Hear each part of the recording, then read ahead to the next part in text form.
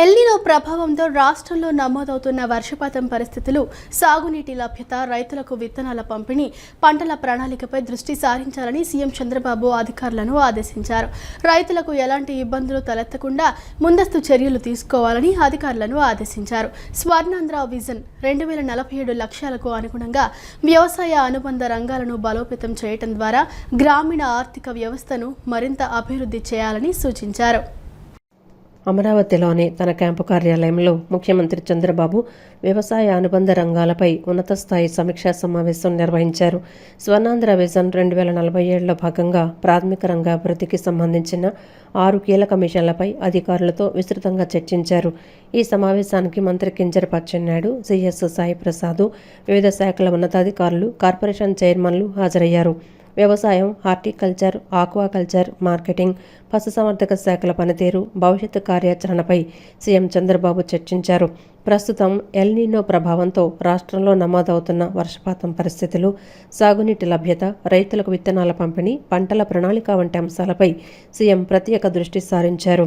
రైతులకు ఎలాంటి ఇబ్బందులు తలెత్తకుండా ముందస్తు చర్యలు తీసుకోవాలని అధికారులను ఆదేశించారు. అదేవిధంగా వ్యవసాయ రంగంలో సాంకేతికత వినియోగం, ఉత్పాదకత పెంపు, మార్కెటింగ్ సౌకర్యాల విస్తరణ, ఎగుమతుల అవకాశాలపై కూడా సమావేశంలో చర్చించారు. రైతుల ఆదాయం పెంచే దిశగా ప్రభుత్వం సమగ్ర ప్రణాళికతో ముందుకు సాగుతోందని అధికారులు వెల్లడించారు.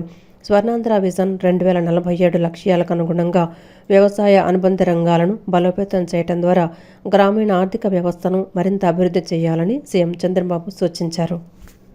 గోదావరి నదిలో పెరుగుతున్న కాలుష్యాన్ని అరికట్టడానికి ఒక ప్రత్యేక టాస్క్ ఫోర్స్ను ఏర్పాటు చేయాలని ఉప ముఖ్యమంత్రి పవన్ కళ్యాణ్ ఆదేశించారు. పుష్కరాల సమయంలో ఎలాంటి ప్రమాదాలు జరగకుండా ముందుగానే పక్కా ప్రణాళికలతో పనులు పూర్తి చేయాలని స్పష్టం చేశారు. నాణ్యత ప్రమాణాలు పాటించకుండా చివరి నిమిషంలో హడావిడిగా ఘాట్లు నిర్మించడంపై తీవ్ర అభ్యంతరం వ్యక్తం చేశారు. గోదావరి నదిని కాలుష్య రహితంగా తీర్చిదిద్దటమే తన బాధ్యతని ఆంధ్రప్రదేశ్ ఉప ముఖ్యమంత్రి పవన్ కళ్యాణ్ స్పష్టం చేశారు.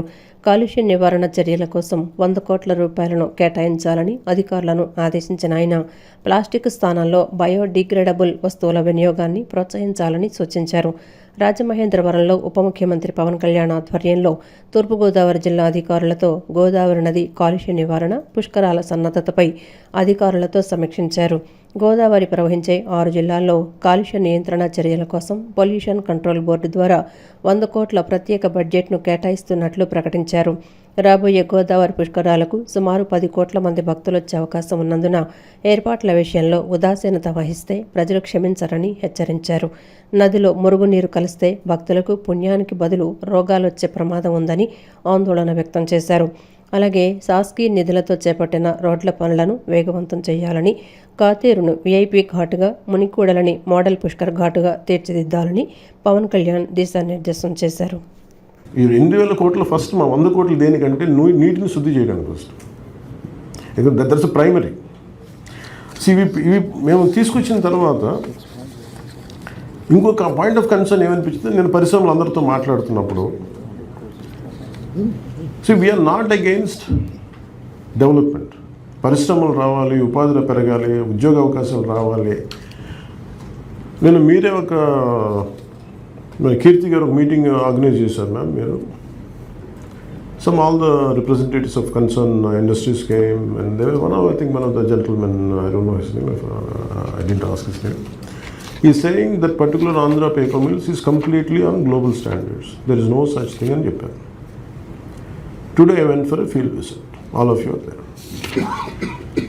వాళ్ళు చెప్తున్న ఆ పాయింట్, వదులుతున్న నీళ్లు పరిశ్రమలోకి గోదావరి నీళ్లు వాడుకొని పేపర్కి తయారీకి వాడి ఆ వదిలిన మురుగు నీళ్ళు మళ్ళీ వచ్చి కెనాల్స్ ద్వారా పంపించే లెగూన్స్కి పంపించే ప్రాసెస్లో ఎక్కడా కూడా స్టాండర్డ్స్ మెయింటైన్ చేయాలి. వాళ్ళు చెప్పిన గ్లోబల్స్ నిన్న ఆయన మాట్లాడుతున్నప్పుడు చాలా అసర్టివ్గా చెప్పారండి. He was very confident. There is no such system. No, they haven't violated the norms and చెప్పారు. They said that's the reason I said I like their confidence, that's why I went and checked. But it's a gross violation. They're supposed to be as per the global standards or according to the standards which they have committed. They're supposed the entire channel to be have a cement cement court should be there. Some kind of canal should be created. But it went into...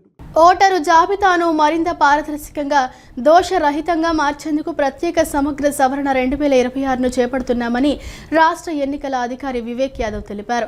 June 15 నుంచి ఇంటింటి survey నిర్వహించి July 21న ముసాయిదా జాబితాను ప్రచురించి September 22 నాటికి తుది జాబితాను సిద్ధం చేస్తామని వివరించారు. అర్హులైన ప్రతి ఒక్కరూ వివరాలను సరిచూసుకోవాలని, ఈ ప్రక్రియలో రాజకీయ పార్టీలు, ప్రజలు పూర్తి సహకారం అందించాలని ఆయన కోరారు. ప్రజాస్వామ్య వ్యవస్థలో అత్యంత కీలకమైన ఓటర్ జాబితాను మరింత పారదర్శకంగా, దోషరహితంగా రూపొందించేందుకు రాజకీయ పార్టీలన్నీ సహకరించాలని ప్రధాన ఎన్నికల అధికారి వివేక్ యాదవ్ కోరారు. అమరావతి సచివాలయంలో అన్ని రాజకీయ పార్టీల ప్రతినిధులతో నిర్వహించిన సమావేశంలో గత 2 దశాబ్దాలుగా జరిగిన వలసలు, పట్టణీకరణ వల్ల ఉత్పన్నమైన ఓటర్ జాబితా లోపాలను సరిదిద్దడమే ఈ కార్యక్రమ ప్రధాన ఉద్దేశమని ఆయన పేర్కొన్నారు. మరణించిన వారి పేర్లు, ఒకే వ్యక్తి పేరు పలుచోట్ల నమోదవటం, ఇతర ప్రాంతాలకు శాశ్వతంగా వెళ్లిన వారి వివరాలు వంటి సమస్యలను తొలగించి అర్హులైన ప్రతి పౌరుడికి ఓటు హక్కు కల్పించేలా ఈ సవరణ చేపడుతున్నట్లు ఆయన తెలిపారు. ఈ కార్యక్రమం జూన్ 15, 2026 నుండి ప్రారంభమై సెప్టెంబర్ 22, 2026న తుది ఓటర్ జాబితా ప్రచురణతో ముగుస్తుంది. జూన్ 15 నుండి జూలై 14 వరకు బూత్ స్థాయి అధికారులు ఇంటింటికి వెళ్లి గణన ఫారాలను పంపిణీ చేసి సేకరిస్తారు. ఈ క్రమంలో ప్రజలు తమ గణన ఫారాలను ఖచ్చితంగా పూర్తి చేసి అందించాలని, లేని పక్షంలో వారి పేర్లు ముసాయిదా జాబితాలో చేర్చబడవని అధికారులు హెచ్చరించారు. జూలై 21, 2026న ముసాయిదా ఓటర్ జాబితాను ప్రచురిస్తారు మరియు ఆగస్టు 20 వరకు క్లెయిములు, అభ్యంతరాలను స్వీకరిస్తారు. కొత్తగా ఓటు హక్కు కోసం ఫారం 6, వివరాల సవరణకు ఫారం 8 మరియు తొలగింపుల కోసం ఫారం 7ను ఉపయోగించుకోవచ్చని వివరించారు. ఆధార్ అనేది కేవలం గుర్తింపు రుజువు మాత్రమేనని, ఎన్నికల నిబంధనల మేరకు గుర్తింపు నిర్ధారణ కోసం మాత్రమే దీనిని వాడుతున్నామని ఆయన స్పష్టం చేశారు. ఎటువంటి విచారణ లేకుండా ఎవరి పేరును జాబితా నుండి తొలగించబోమని, వృద్ధులు, దివ్యాంగులు, ఆర్థికంగా వెనుకబడిన వర్గాలకు ప్రత్యేక సహాయ సహకారాలు కల్పిస్తున్నామని ఆయన భరోసా ఇచ్చారు. ఈ ప్రజాస్వామ్య ప్రక్రియలో ప్రతి పౌరుడు బాధ్యతాయుతంగా పాల్గొని పూర్తి సహకారం అందించాలని వివేక్ యాదవ్ పిలుపునిచ్చారు. ఈ సమావేశంలో వివిధ రాజకీయ పార్టీలకు చెందిన కీలక నాయకులు మరియు ఎన్నికల సంఘం ఉన్నతాధికారులు పాల్గొన్నారు. ఏపీ ఎడ్సెట్ 2026 ఫలితాలను మంత్రి లోకేష్ విడుదల చేశారు. ఫలితాల్లో 99.3% మంది ఉత్తీర్ణత సాధించారు. అర్హత సాధించిన అభ్యర్థులందరికీ లోకేష్ అభినందనలు చెప్పారు. ర్యాంక్ కార్డుల కోసం CETS.APSCHE.AP.gov.in ఎడ్సెట్ సంప్రదించవచ్చని, ఇంకా వాట్సాప్లో 9552300009 నంబర్ను సంప్రదించవచ్చని మంత్రి లోకేష్ వెల్లడించారు. ఏపీలో బీఈడీ కోర్సుల్లో ప్రవేశానికి నిర్వహించిన ఏపీ ఎడ్సెట్ 2026 ఫలితాలను మంత్రి నారా లోకేష్ విడుదల చేశారు. 19,880 మంది పరీక్షకు హాజరు కాగా 19,741 మంది 99.3% విద్యార్థులు ఉత్తీర్ణత సాధించారు. 99.30% మంది అద్భుతమైన ఉత్తీర్ణత శాతాన్ని నమోదు చేశారని మంత్రి వెల్లడించారు. ఉపాధ్యాయ వృత్తి వైపు తదుపరి అడుగు వేస్తూ అర్హత సాధించిన వారికి మంత్రి నారా లోకేష్ అభినందనలు తెలిపారు. ర్యాంకు కార్డులను అధికారిక వెబ్సైట్ ద్వారా డౌన్లోడ్ చేసుకోవచ్చన్నారు. ర్యాంకు కార్డుల కోసం sets.apscheduled.ap.gov.in ఎడ్సెట్లో వాట్సాప్లో 955223000009లో పొందవచ్చని మంత్రి నారా లోకేష్ వెల్లడించారు. అమరావతిలో త్వరలో జరగనున్న తెలుగుదేశం పార్టీ మహానాడుపై విద్యుత్ శాఖ మంత్రి గొట్టిపాటి రవికుమార్ కీలక వ్యాఖ్యలు చేశారు. నారా లోకేష్ వర్కింగ్ ప్రెసిడెంట్ బాధ్యతలు చేపట్టిన తర్వాత జరుగుతున్న తొలి మహానాడు కావడంతో దీనిని పార్టీ అత్యంత ప్రతిష్టాత్మకంగా తీసుకుంటోందని ఆయన తెలిపారు. పార్టీ ఆవిర్భావం నుంచి మహిళా సాధికారతకు తెలుగుదేశం కట్టుబడి ఉందని, అందుకే ఈసారి స్త్రీ శక్తి అనే నినాదంతో మహిళలను రాజకీయంగా మరింత ప్రోత్సహించే దిశగా చర్చలు జరుపుతున్నామని ఆయన వెల్లడించారు. ఇక ప్రతిపక్ష హోదా కూడా లేని వైసీపీ అభివృద్ధికి అడ్డుపడుతోందని విమర్శించిన మంత్రి ఆ పార్టీ చేస్తున్న విఘాత చర్యలను మహానాడు వేదికగా ప్రజల్లోకి తీసుకెళ్తామని స్పష్టం చేశారు. ప్రజల ఆకాంక్షలకు అనుగుణంగా వారికి మరిన్ని మెరుగైన సేవలు అందించేలా వారి సంక్షేమం కోసం మహానాడులో కీలక నిర్ణయాలు తీసుకున్నట్లు ఆయన పేర్కొన్నారు. వైసీపీ లాంటి నాయకులు ఏమీ లేని దాన్ని రోజు కూడా రచ్చ చేసుకుంటూ ప్రజల్లో తప్పుడు సంకేతాన్ని తీసుకెళ్తా ఉన్నారు. వాటి మీద కూడా చర్చించి ఏ విధంగా ప్రతిపక్షం హోదా కూడా లేని 11 మంది ఎమ్మెల్యేలు ఉన్నారు. వాళ్ళు నిత్యం ప్రజల్ని ఇబ్బంది పెడతా, ప్రజల్లో అపోహలు కలిగిస్తా, అశాంతి కలిగిస్తా వాళ్ళు డిస్టర్బ్ చేస్తారు. వాటి మీద అన్నిటి మీద కూడా చర్చించుకుంటూ రాబోయే రోజుల్లో పార్టీ ఏ విధంగా బలోపేతం అవ్వాలి, ఇంకా వేగవంతంగా ప్రజలకు ఏ విధంగా ఫలితాలు అందించాలి. ఇవాళ చూస్తూ ఉన్నాం, దేశం మొత్తం మీద ఆంధ్ర వైపు చూస్తూ ఉన్నారు ఇండస్ట్రీస్ పెట్టడం కోసం. దాన్ని ఎందుకు చూస్తున్నారు అనేది కూడా చాలామంది నిన్న మధ్య కొత్తగా గెలిచిన పక్కన ఉన్న తమిళనాడు ప్రభుత్వం మీటింగ్ పెట్టుకొని మనం ఇంత ఇండస్ట్రీస్ మినిస్టర్ మీటింగ్ పెట్టుకొని మనం ఎంత పని చేస్తుంటే ఎందుకు ఆంధ్ర వైపు చూస్తున్నారంటే చంద్రబాబు నాయుడు గారు వాళ్ళే చూస్తున్నారు. మహానాడులో వీటన్నిటి మీద కూడా చర్చించి మంచి చెడుని అన్నింటిని కూడా చర్చించి ఏ విధంగా మనం చేసిన దాన్ని ప్రజల్లోకి ఎలా తీసుకెళ్ళాలి, ప్రజలు ఏం కోరుకుంటున్నారు, ప్రజలకు ఇంకా మనం మేలైన కార్యక్రమాలు ఏం చేయాలనే దాన్ని అన్నిటి మీద చర్చించుకుంటూ ఈ పార్టీ ముందుకెళ్తాం. రాష్ట్ర దేశ పరిస్థితుల దృష్ట్యా ఈసారి మహానాడును ఆన్లైన్ వేదికగా నిర్వహిస్తున్నట్లు ఎమ్మెల్యే బోండా ఉమామహేశ్వరరావు తెలిపారు. మహానాడును మహిళా శక్తి థీమ్తో నిర్వహిస్తున్నామని, మహిళా సాధికారతలో భాగంగా డ్వాక్రా మహిళలకు 10 లక్షల వరకు వడ్డీ లేని రుణాలు ఇస్తున్నామని తెలిపారు. సెంట్రల్ నియోజకవర్గంలో 11 క్లస్టర్ ఇన్ఛార్జీల ఆధ్వర్యంలో ప్రత్యేక కేంద్రాల్లో మహానాడు కార్యక్రమాలు నిర్వహించబడుతున్నాయని వెల్లడించారు. రాష్ట్ర దేశ పరిస్థితుల దృష్ట్యా ఈసారి మహానాడును ఆన్లైన్ వేదికగా నిర్వహిస్తున్నట్లు ఎమ్మెల్యే బోండా ఉమామహేశ్వరరావు తెలిపారు.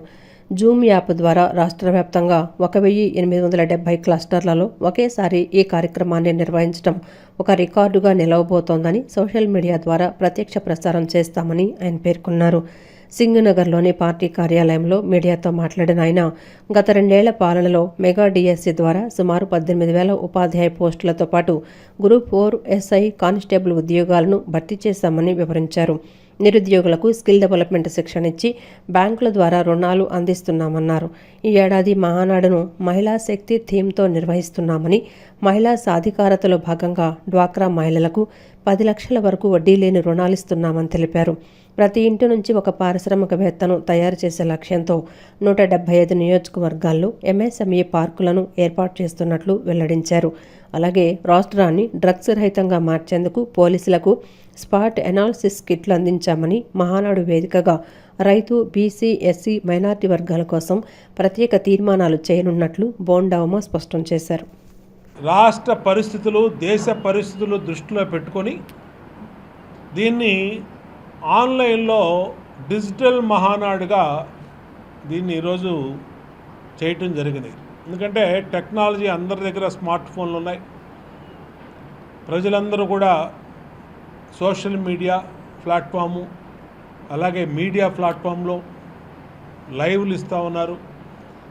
అలాగే తెలుగుదేశం పార్టీ మా యూట్యూబ్ ఛానల్స్ ద్వారా లైవ్ కూడా ఏర్పాటు చేస్తూ ఉన్నాం. ఏ నిమిషంలో ఏం జరుగుతుందనేది తెలుస్తూ ఉంది. 27, 28 జరగబోయే, అంటే రేపు ఎల్లుండు కేంద్ర కార్యాలయంలో జరగబోయే మహానాడు ఈ రాష్ట్ర భవిష్యత్తు కోసం, ఇందాక చెప్పా, యువతకి ఈ 23 నెలల్లో ఏం చేసాం. మెగా డిఎస్సి పెట్టాం, 17,000 ఉద్యోగాలు ఇచ్చాం, గ్రూప్ 1లు పెడుతున్నాం, 5,000 మంది కానిస్టేబుల్ని పెట్టాం, ఎస్ఐ పోస్టులు ఫిలప్ చేసాం. అంటే యువతకి అన్ని రకాలుగా చదువుకొని గత 5 సంవత్సరాలు నిర్లక్ష్యానికి గురిపడినటువంటి యువతని వాళ్ళకి అన్ని అవకాశాలు కల్పించాం. టీచర్లు అవ్వాలనుకున్న వాళ్ళు డిఎస్సి రాశారు, 18,000 మంది టీచర్లు అయ్యారు. అలాగే ఎస్ఐ అవ్వాలనుకున్న ఎస్ఐ అయ్యారు, కానిస్టేబుల్ అవ్వాలనుకున్న కానిస్టేబుల్ అయ్యారు. గ్రూప్ 1 ఇంకా ఆర్టీఓలు, డిఎస్పీలు వాళ్ళు కూడా అయ్యారు. ఎన్నిటిని కూడా యువత కోసం, చదువుకున్న యువత కోసం తీసుకున్న చర్య. వేసవి తీవ్రత దృష్ట్యా జిల్లాలో అగ్ని ప్రమాదాలు, ఇతర విపత్తుల పట్ల అధికారులు ఎల్లప్పుడూ అప్రమత్తంగా ఉండాలని జిల్లా కలెక్టర్ డాక్టర్ జి లక్ష్మీసా అగ్నిమాపక శాఖ అధికారులను ఆదేశించారు. ప్రజల ప్రాణాలు, ఆస్తుల రక్షణలో ఫైర్ సర్వీసెస్ కీలక భూమిక పోషిస్తాయని పేర్కొన్నారు. వేసవి కాలంలో షార్ట్ సర్క్యూట్లతో పాటు వివిధ కారణాల వల్ల అగ్ని ప్రమాదాలు జరిగే అవకాశాలు అధికంగా ఉంటాయని, ఈ నేపథ్యంలో ప్రజలకు అవగాహన కల్పించడంతో పాటు అప్రమత్తంగా ఉండి భద్రతా చర్యలు పాటించాలని సూచించారు. విజయవాడ బస్ స్టేషన్ సమీపంలోని ఫైర్ స్టేషన్ను ఎన్టీఆర్ జిల్లా కలెక్టర్ లక్ష్మీసా తనిఖీ చేశారు. అగ్నిమాపక వాహనాలు, రెస్క్యూ పరికరాలను పరిశీలించారు. అత్యవసర సేవలకు వినియోగించే ఉపకరణాలను పరిశీలించారు. ఎత్తైన భవనాల్లో అగ్ని ప్రమాదాలు జరిగినప్పుడు ఉపయోగించే ప్రత్యేక వాహనాన్ని పరిశీలించి పనితీరు గురించి అడిగి తెలుసుకున్నారు. అదేవిధంగా ఫైర్ స్టేషన్లోని కమ్యూనికేషన్ వ్యవస్థ పనితీరును కూడా సమీక్షించారు. అత్యవసర సమాచారాన్ని అందుకునేలా చేరవేసే విధంగా కమ్యూనికేషన్ వ్యవస్థ క్రియాశీలకంగా ఉండాలన్నారు. ఎటువంటి సాంకేతిక లోపాలు లేకుండా నిరంతరం పర్యవేక్షిస్తూ అప్రమత్తంగా ఉండాలని సూచించారు.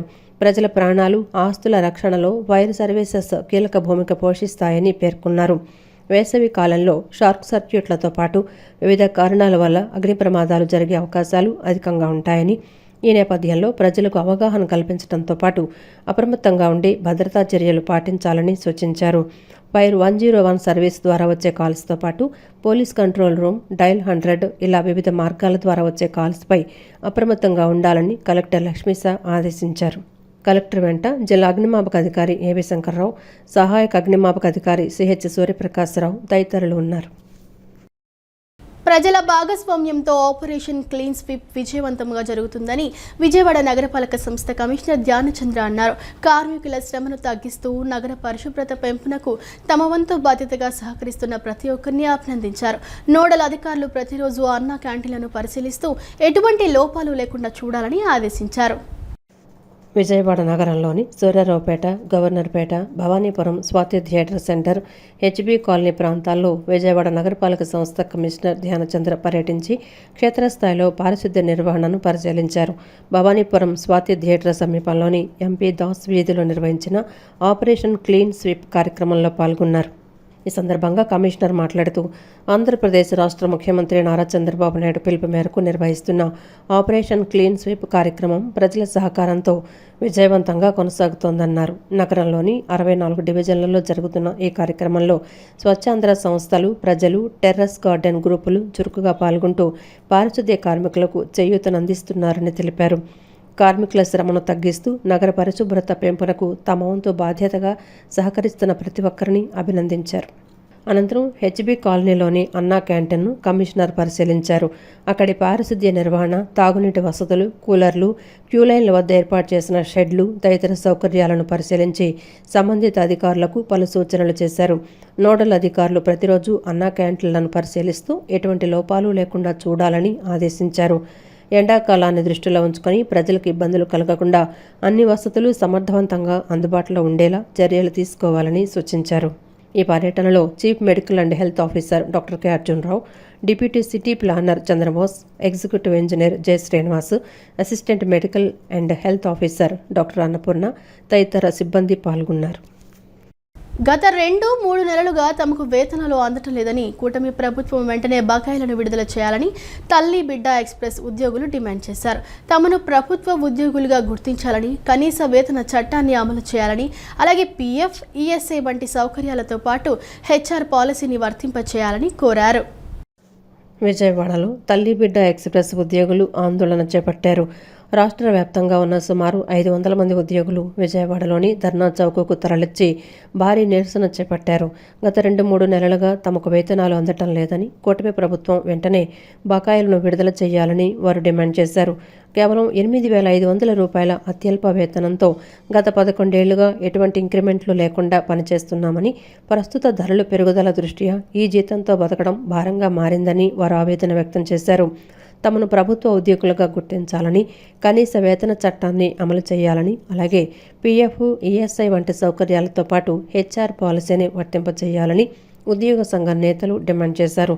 డ్రైవింగ్తో పాటు ట్యాబ్ వర్క్, డేటా ఎంట్రీ పనులు చేస్తున్న ప్రభుత్వం తమను నిర్లక్ష్యం చేస్తోందని, అధికారుల వద్దకు వెళితే కనీస గౌరవం దక్కటం లేదని వారు వాపోయారు. తక్షణమే ప్రభుత్వం జోక్యం చేసుకుని తమకు ఉద్యోగ భద్రత కల్పించడంతో పాటు తల్లిబిడ్డ ఎక్స్ప్రెస్ను ప్రభుత్వమే నేరుగా నిర్వహించాలని వారు స్పష్టం చేశారు. మాకు వస్తున్నటువంటి జీతం 8,463 రూపాయలు మాత్రమే చెల్లిస్తూ ఉన్నారు. మేము ఈరోజు కనీస వేతనం డిమాండ్ చేస్తూ ఈరోజు విజయవాడలో రాష్ట్ర ధర్నా నిర్వహిస్తూ ఉన్నాం. అలాగే ప్రధానంగా మేము చెప్పేది ఏంటంటే, ప్రభుత్వాలు అలాగే అధికారులు మారినప్పుడల్లా, కాంట్రాక్టులు మారినప్పుడల్లా మమ్మల్ని ప్రెషర్స్గా తీసుకొని ఉంటున్నారు. అలా కాకుండా మమ్మల్ని తీసుకొని గ్రాడ్యుయేటీ అవ్వచ్చు. అలాగే మేము చాలా మిస్ అవుతూ ఉన్నాము. అవి మిస్ కాకుండా ఉండాలంటే కొత్తగా తీసుకోకుండా మమ్మల్ని స్కిల్ ల్యాబ్ మేము పనిచేస్తున్నటువంటి మమ్మల్ని ఒక కేసు కూడా హాస్పిటల్ నుంచి మేము వాళ్ళ ఇళ్ళకి చేర్చడానికి ప్రతి ఒక్కటి కూడా గవర్నమెంట్ ఇచ్చిన యాప్లోనే మేము చేస్తున్నాము. ఆ యాప్కి ఉపయోగించే యాప్లన్నీ మా సొంత ఫోన్లో చేస్తున్నాము. ఆ ఉద్యోగానికి ఆ ఫోన్లు కూడా పాడైపోయి చాలా ఇబ్బంది పడుతూ ఉన్నాము. దయచేసి ఆ ఉద్యోగానికి అవసరమైన ఫోన్లు కూడా మేము ఇప్పించాలని కోరుకుంటున్నాము. అలాగేనండి, ఇప్పుడు ప్రజెంట్ ఏదైతే 8,000 రూపాయలు జీతం ఇస్తున్నారో ఆ జీతం కూడా 2-3 నెలలకి ఇస్తాం వల్ల 2-3 నెలల తర్వాత 1 నెల జీతాన్ని ఇస్తున్నారు. ఆ జీతం కూడా మేము చేసే అప్పులు కూడా సరిపోవట్లేదు. దయచేసి పెంచిన జీతం అయినా కూడా 1 నుంచి 8 తారీఖుల మధ్యలో ఇప్పిస్తారని చెప్పేసి ఈ సభాముఖంగా మేము అందరం కోరుకుంటున్నాం. పెంచిన పెట్రోల్ డీజిల్ ధరలను కేంద్రం తక్షణమే ఉపసంహరించాలని సిపిఎం రాష్ట్ర నాయకులు దోనిపూడి కాశీనాథ్ డిమాండ్ చేశారు. 10 రోజుల వ్యవధిలో 4 సార్లు ఇంధన ధరలు పెంచిన మోదీ ప్రభుత్వం సామాన్యులను అడ్డి విరుస్తోందని దుయ్యబట్టారు. చమురు ధరల పెంపుపై ముఖ్యమంత్రి, ఉప ముఖ్యమంత్రి నోరు విప్పకపోవడం దారుణమని కాశీనాథ్ తీవ్ర ఆగ్రహం వ్యక్తం చేశారు. పెరిగిన పెట్రోల్, డీజిల్ ధరలను రద్దు చేయాలని కోరుతూ సిపిఎం ఆధ్వర్యంలో తూర్పు నియోజకవర్గం కృష్ణలంక రాణిగారి తోట సెంటర్లో నిరసన ప్రదర్శన చేపట్టారు. కేంద్ర రాష్ట్ర ప్రభుత్వాలకు వ్యతిరేకంగా సిపిఎం నాయకులు, కార్యకర్తలు పెద్ద ఎత్తున నినాదాలు చేశారు. నిరసనలో పాల్గొన్న పార్టీ రాష్ట్ర నాయకులు దోనిపూడి కాశీనాథ్ ఈ సందర్భంగా మాట్లాడుతూ దేశ ప్రజల ప్రయోజనాలను తాకట్టు పెడుతూ కేంద్రంలోని మోదీ ప్రభుత్వం పెట్రోల్, డీజిల్ ధరలను పెంచడమే లక్ష్యంగా పెట్టుకున్నారని మండిపడ్డారు. కేవలం 10 రోజుల వ్యవధిలోనే ఇంధన ధరలను 4 సార్లు పెంచి మోదీ ప్రభుత్వం సామాన్యుల నడ్డి విరిచిందని దుయ్యబట్టారు. మోదీ పాలనలో కేంద్రం పన్నుల రూపేణా దాదాపు 30 లక్షల కోట్ల రూపాయలను ప్రజల నుంచి దోచుకుందని ఆయన ధ్వజమెత్తారు. తాము అధికారంలోకి వచ్చాక రాష్ట్రంలో చమురు ధరలపై పన్నులు తొలగిస్తామని నమ్మబలికిన చంద్రబాబు, పవన్ కళ్యాణ్ ట్యాక్సులు ఎందుకు తగ్గించడం లేదని ప్రశ్నించారు. లీటర్ పెట్రోల్పై సుమారు 28 రూపాయలకు పైగా పన్నులు వసూలు చేస్తున్నారని ఆయన మండిపడ్డారు. చమురు ధరలు పెరగడంతో అన్ని రకాల వస్తువుల ధరలు ఆకాశాన్ని అంటుకుంటున్నాయని, పేదలు, సామాన్యులు బతకలేని పరిస్థితి దాపురించిందని కాశీనాథ్ దుయ్యబట్టారు. పెంచిన ధరలు తక్షణమే ఉపసంహరించాలని, లేని పక్షంలో కేంద్ర రాష్ట్ర ప్రభుత్వాలను గద్దె దింపేందుకు ప్రజలు సిద్ధంగా ఉన్నారని కాశీనాథ్ హెచ్చరించారు. మీరు పట్టించుకోరు, చంద్రబాబు నువ్వు పట్టించుకో, పవన్ కళ్యాణ్ నువ్వు పట్టించుకో, మోడీ భారం వేస్తాడు, అమిత్ షా భారాలు వేస్తాడు, మీరు పట్టించుకోరు. ఎవరు పట్టించుకోవాలి అని అంటే ఈరోజు సిపిఎం ఆధ్వర్యంలో జరుగుతూ ఉన్నటువంటి ఈ స్ట్రగుల్స్, ఈ పోరాటాలు, ప్రజా సమస్యల మీద జరుగుతూ ఉన్నటువంటి ఆందోళన కార్యక్రమాలకి ప్రజలు మద్దతు ఇవ్వడం తప్ప, పాల్గొనడం తప్ప ఇంకా వేరే గత్యంతరం లేదని చెప్పనేటువంటిది అనుభవంలో చూస్తూ ఉన్నాం. అందుకని పెంచిన పెట్రోల్, డీజిల్ ధర తగ్గించేదాకా, గ్యాస్ ధర తగ్గించేదాకా మా పోరాటం కొనసాగుతుంది, ఆగది. ఇది ఒక్కచోటే కాదు, నగరంలో ఉన్నటువంటి అన్ని ప్రాంతాల్లోనూ జరుగుతూ ఉన్నాయి, రాష్ట్ర వ్యాప్తంగా ఉన్న అన్ని ప్రాంతాల్లోనూ జరుగుతూ ఉన్నాయి. నగరంలో మిగిలినటువంటి ప్రాంతాల్లో కూడా ఈ సమస్య మీద ఆందోళన రూపాలు చేపట్టేటువంటి దానికి ప్రయత్నం చేస్తాం. జర్నలిజంలో విలువల కోసం పనిచేసిన ఏబిఎన్ పూర్ణ జ్ఞాపకార్థం అమరావతి ప్రెస్ క్లబ్ ఆధ్వర్యంలో జర్నలిస్టుల కోసం ఉచిత వైద్య శిబిరం ఏర్పాటు చేయడం అభినందనీయమని ఎమ్మెల్యే యార్లగడ్డ వెంకట్రావు పేర్కొన్నారు. ఒత్తిడితో కూడిన జీవన శైలిలో జర్నలిస్టులు తమ ఆరోగ్యంపై శ్రద్ధ వహించాలని, ముందస్తు పరీక్షల ద్వారా ప్రాణాపాయం నుండి తప్పించుకోవచ్చని సూచించారు. పేద జర్నలిస్టులకు గ్రామాల్లో 3 సెంట్లు, పట్టణాల్లో 2 సెంట్లు స్థలం ఇచ్చేలా ప్రభుత్వం దృష్టికి తీసుకెళ్తానని యార్లగడ్డ భరోసా ఇచ్చారు. అమరావతి ప్రెస్ క్లబ్ ఆధ్వర్యంలో దివంగత జర్నలిస్టు ఏబిఎన్ పూర్ణ స్మారకార్థం అక్కినేని ఆసుపత్రిలో జర్నలిస్టుల కోసం ఉచిత వైద్య శిబిరాన్ని నిర్వహించారు. సుమారు 20 రకాల వైద్య పరీక్షలతో కూడిన ఈ శిబిరాన్ని గన్నవరం ఎమ్మెల్యే, ప్రభుత్వ విప్ యార్లగడ్డ వెంకట్రావు, ప్రముఖ వైద్యురాలు డాక్టర్ అక్కినేని మణి, అమరావతి ప్రెస్ క్లబ్ సభ్యులు కలిసి ప్రారంభించారు. ఈ సందర్భంగా ఎమ్మెల్యే యార్లగడ్డ వెంకట్రావు మాట్లాడుతూ జర్నలిజంలో విలువల కోసం పనిచేసిన ఏబిఎన్ పూర్ణ జ్ఞాపకార్థం ఈ కార్యక్రమం చేపట్టడం అభినందనీయమన్నారు. నేటి ఒత్తిడితో కూడిన జీవనశైలిలో జర్నలిస్టులు తమ ఆరోగ్యంపై శ్రద్ధ వహించాలని, ముందస్తు పరీక్షల ద్వారా ప్రాణాపాయం నుండి తప్పించుకోవచ్చని సూచించారు. ముఖ్యమంత్రి చంద్రబాబు నాయుడు ముందు చూపు వల్లే నేడు ఐటీ రంగంలో తెలుగువారు ప్రపంచ స్థాయిలో రాణిస్తున్నారని గుర్తు చేశారు. అన్ని రంగాల్లో అసూయ పెరిగిపోతున్న నేటి కాలంలో విద్యార్థుల ఎదుగుదలను కోరుకునే ఉపాధ్యాయ వృత్తి ఎంతో గొప్పదని కొనియాడారు. జర్నలిస్టుల సమస్యలపై స్పందిస్తూ నున్న జర్నలిస్టు సొసైటీ స్థలం విషయంలో అసెంబ్లీలో మాట్లాడానని, ఆ స్థలం జర్నలిస్టులకే దక్కేలా ముఖ్యమంత్రితో చర్చిస్తానని హామీ ఇచ్చారు. అధికారులు ఆ స్థలాన్ని ఇతరులకు కేటాయిస్తామంటే చూస్తూ ఊరుకోబోమని స్పష్టం చేశారు. అలాగే పేద జర్నలిస్టులకు గ్రామాల్లో 3 సెంట్లు, పట్టణాల్లో 2 సెంట్ల స్థలం ఇచ్చేలా ప్రభుత్వం దృష్టికి తీసుకువెళ్తానని చెప్పారు. అక్కినేని ఆసుపత్రిలో ఉన్న అత్యాధునిక వసతులను ఈ సందర్భంగా ఎమ్మెల్యే అభినందించారు. అలాగే పూర్ణ గారికి పేరు మీద ఇక్కడ ఈ క్యాంప్ ఏర్పాటు చేసిన ఆయనతో పనిచేసిన జర్నలిస్టులని, అంటే కొలీగ్స్కి జలసీ ఉంటుంది. ఏమన్నా జలసీ ఉంటే ఒక టీచర్కి తప్ప ఐ డోంట్ థింక్ సో. ఒక టీచరే తనకన్నా ఎక్కువ శాలరీ వచ్చినా ఆవిడ జలసీ ఉండదు. మిగతా మాకు రాజకీయాల్లో ఉన్నా, ఏ ఫీల్డ్లో ఉన్నా, ఏ జాబ్ చేసినా, ఏ వ్యాపారం చేసినా డెఫినెట్గా జలసీ ఉంటుంది. Only one teacher. Chandrababu Naidu గారు ముఖ్యమంత్రి అవ్వకముందు ఒకప్పుడు బతకలేక పడిపోతుందంటే తర్వాత టీచింగ్ ప్రొఫెషన్ బెటర్ శాలరీస్ వచ్చినాయి. ఆ తర్వాత కాలంలో ఇలా మణి గారిలాగా మెడిసిన్ చదివిన వాళ్ళు కొంచెం బెటర్ శాలరీలు ఉన్నాయి తప్ప మిగతా సొసైటీలో శాలరీ లేని పరిస్థితి. 96కు ముందు, 96 తర్వాత మైక్రోసాఫ్ట్ వచ్చిన తర్వాత ఈ తెలుగు రాష్ట్రాల్లో అత్యధిక శాలరీ రావడం, కానీ ఆ టీచర్ 50,000కి పనిచేస్తే ఈ ఐటీ జాబుల్లో సంవత్సరానికి 25 లక్షలు, 50 లక్షల, కోటి రూపాయలు వచ్చినా దాన్ని యాక్సెప్ట్ చేయగలిగేది ఒక టీచరే. అంటే వాళ్ళ పిల్లలు బాగుండాలని కోరుకుంటూ వాళ్ళతో పాటు మిగతాలు కూడా బాగుండాలని కోరే పరిస్థితి. అలాగే పూర్ణ గారి దాని గురించి చెప్తా, ఇందాక జర్నలిస్ట్ సోదరులది నున్నలో ఒక ఇష్యూ ఉంది. ఎప్పటి నుంచో అది అవట్లా, మళ్ళీ దాన్ని మేనమేషాలు లెక్క పెట్టి మళ్ళీ 200 గజాలు. మనం చెప్పిన హాస్పిటల్లో చేయించుకున్నటువంటి వాళ్ళకి ఒక 40% రిడక్షన్ రేట్ తోటి మనం వాళ్ళకి ఎక్స్టెండెడ్ సౌకర్యాన్ని అందించాం. మిగతా వాళ్ళకి వెళ్ళగలిగిన ఆసుపత్రికి వెళ్ళమని చెప్పాం. అలా 12 మందిని సకాలంలో గుర్తించడం వలన ఎలాంటి మజిల్ చెడకుండా వాళ్ళకి తక్షణమే వైద్య సౌకర్యం అందటం అనేది మనం చేయగలిగినటువంటి ఒక మంచి విషయం.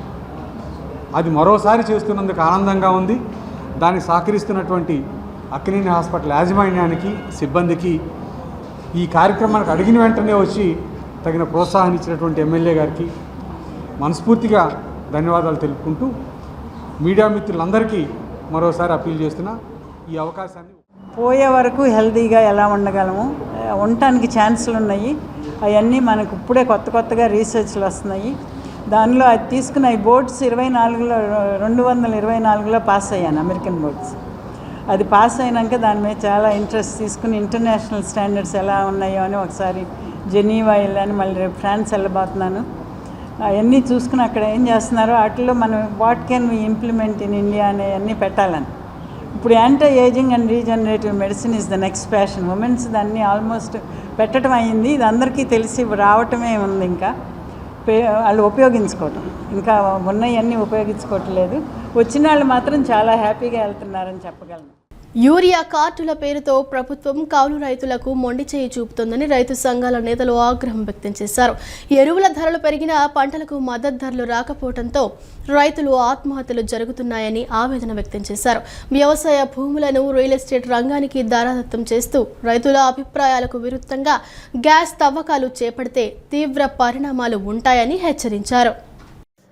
విజయవాడ ఎంబీవీకే భవనంలో ఏర్పాటు చేసిన విలేకరుల సమావేశంలో కౌలు రైతుల సంఘం రాష్ట్ర ప్రధాన కార్యదర్శి హరిబాబు మాట్లాడుతూ గ్యాస్ ధరలను పెంచడం అత్యంత దారుణమని, ఆయిల్ పూల్ అకౌంట్ను రద్దు చేయడం వల్లే ఈ ధరల పెరుగుదల కనిపిస్తోందని విమర్శించారు. ప్రభుత్వం తక్కువ ధరకు పెట్రోల్ లభించే చోట కొనుగోలు చేసి ప్రజలకు ఉపశమనం కలిగించాలని డిమాండ్ చేశారు. యూరియా కార్డుల పేరుతో ప్రభుత్వం కౌలు రైతులకు మొండి చేయి చూపుతోందని ఆగ్రహం వ్యక్తం చేశారు. ఈ క్రాపులో నమోదైన వారికే కార్డులు ఇవ్వటం వల్ల మెజార్టీ కౌలు రైతులు యూరియాకు దూరం అయ్యే ప్రమాదం ఉందని, ఎరువుల ధరలు పెరిగినా పంటలకు మద్దతు ధర లేకపోవడంతో రైతుల ఆత్మహత్యలు పెరుగుతున్నాయని ఆవేదన వ్యక్తం చేశారు. అనంతరం ఆక్వా రైతుల సంఘం నేత బి బలరాం మాట్లాడుతూ ఫీడ్, ఎరువుల ధరలు విపరీతంగా పెరిగినా ప్రభుత్వం పట్టించుకోకపోవడం శోచనీయమన్నారు.